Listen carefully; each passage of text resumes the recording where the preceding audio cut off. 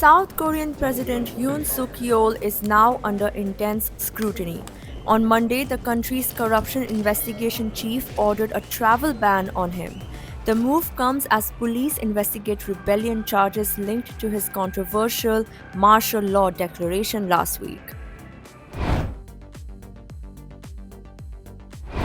On Tuesday, Yoon declared martial law, deploying armed special forces onto the streets of Seoul.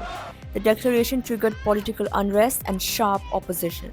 By Sunday, Yoon narrowly survived an impeachment attempt. Opposition lawmakers had filed the motion, but the ruling party members abstained from the vote. The opposition now plans to file another impeachment petition this week. The Democratic Party, South Korea's main opposition, called Yoon's martial law declaration an unconstitutional coup. Complaints have been filed against Yoon, former Defense Minister Kim Yong-hyun, and at least 7 others. While presidents in South Korea enjoy immunity from most prosecutions while in office, this does not extend to allegations of rebellion or treason.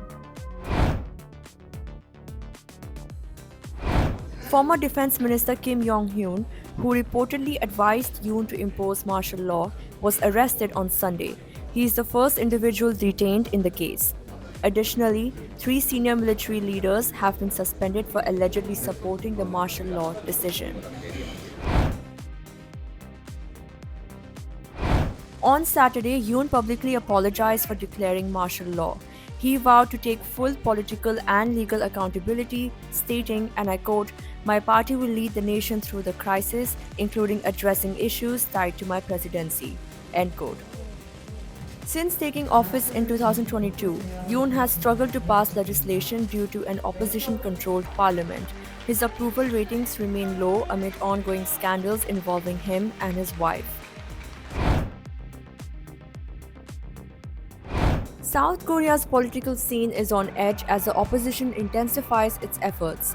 Calls for accountability continue to grow, and all eyes are on the next steps in this high-stakes political drama.